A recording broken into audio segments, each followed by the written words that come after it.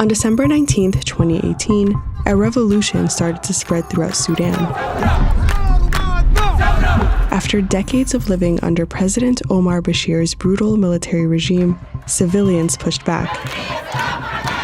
They wanted a democracy in their country.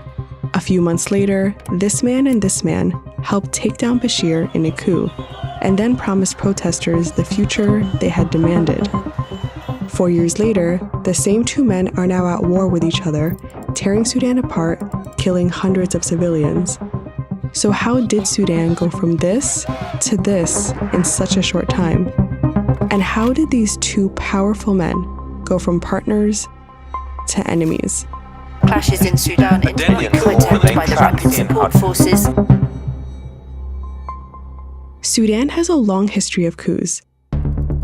Leader after leader has been brought down by military officers. The country's official military, now known as the Sudanese Armed Forces, or SAF, has held tremendous power in the country for nearly a century, and they started using that power soon after Sudan gained independence from Anglo-Egyptian rule. Sudanese flag now replaced the flags of those two nations. The first successful military coup happened in 1958. Abdullah Khalil, a retired military officer and sitting prime minister, overthrew his own civilian government to put Sudan under military rule. About a decade later, Colonel Jafar Namairi carried out another successful coup, bringing down a short-lived democracy. Then, in 1985, Namairi was out. This military officer took him down and later installed a new democratic government. 4 years later, Colonel Omar Bashir took down this government and appointed himself as the new head of state. But Bashir ended up being different from those that came before him. Given the pattern of military takeovers, Bashir knew he might suffer the same fate as previous leaders. So he used a strategy called coup-proofing, where he'd surround himself with protectors, but would keep each one in check so they couldn't overthrow him. It started with the SAF. Throughout his regime, Bashir bolstered the army and maintained a strong relationship with them.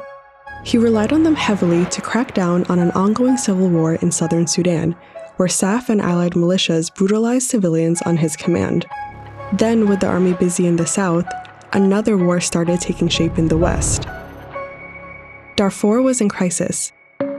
People here were historically neglected. Lack of medical supplies and necessary goods and little representation in Sudan's government left them feeling agitated for years. So, in 2003, while large portions of the army were tied up in the south, rebel groups attacked troops in this city in Darfur.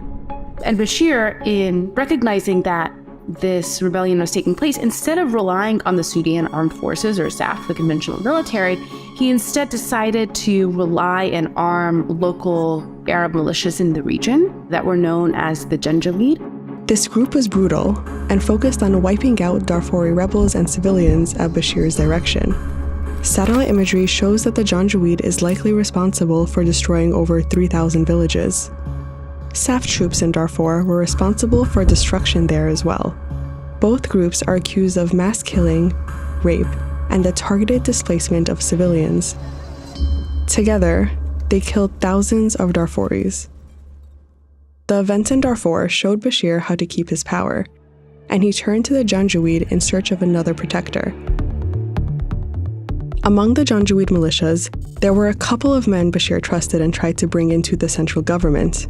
But there was one particular Janjaweed leader that Bashir trusted the most, Mohammed Hamdan Dagalo, or Hemeti. Bashir called him my protection, particular play on the Arabic word Himayti, which is my protection, versus Hemeti, which is his nickname. By 2011, the long and gruesome civil war here ended, with South Sudan gaining independence, leaving Bashir in a weak position. And soon after, Sudan's economy tanked. Many of the oil resources that sustained the country were based in the south, which was no longer under Bashir's control. To strengthen his power, Bashir gave Hemeti and the Janjaweed official status as a paramilitary force called the Rapid Support Forces, or RSF, in 2013. At first, the group was placed under the NIS, Sudan's intelligence agency, also one of Bashir's protectors, even though they were supporting the SAF in the ongoing war in Darfur. Then, in 2017, he passed a law placing Hemeti directly under his command, making it clear that the RSF's main purpose was to protect him. To maintain the RSF's loyalty, Bashir gave Hemeti financial autonomy and allowed him to take control of some of Darfur's gold mines, smuggle weapons and minerals into places like Chad and Libya, and send troops into war-torn regions in exchange for money.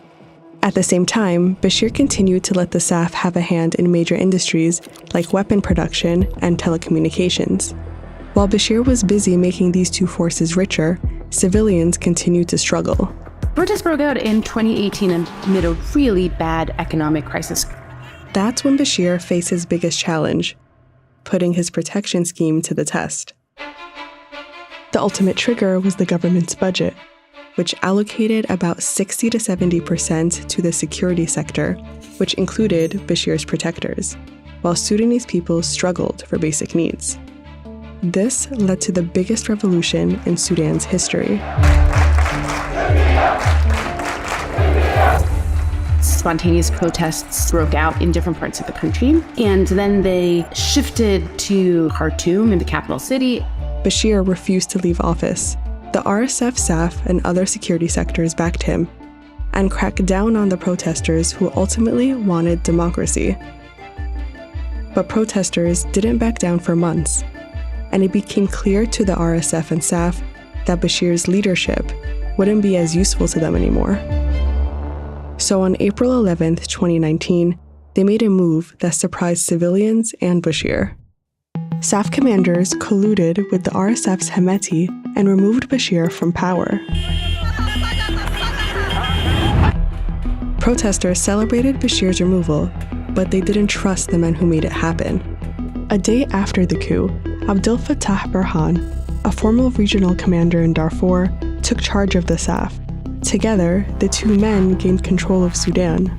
People saw them as complicit in the violence in Darfur all those years ago, where they worked together, one as a member of the Sudan Armed Forces, one as a militia leader on the same side against large proportions of the population of Darfur.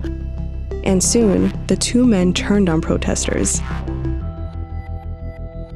When pro-democracy protests kept intensifying in Khartoum, Hemeti and his forces started cracking down. On June 3, 2019, the RSF killed over 100 people at a sit-in protest, and other massacres continued throughout the country. After this, these countries were forced to step in to help put Sudan on a democratic path. The United States, with its Arab allies, the United Kingdom, Ethiopia, and the African Union, pressured Sudan's military and protesters to accept a power-sharing agreement.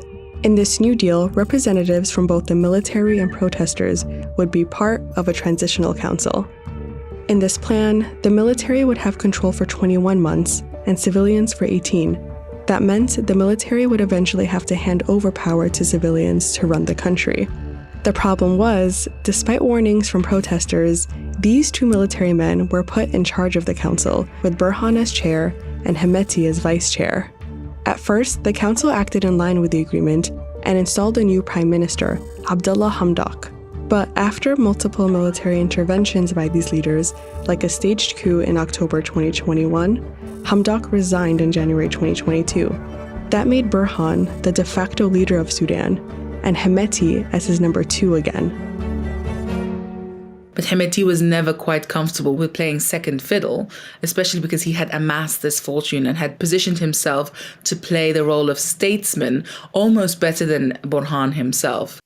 As Burhan developed personal alliances with leaders in the Middle East, Europe, and Asia over the years, Hemeti did the same, using his riches from the gold mines to build relationships with powerful individuals in those countries as well.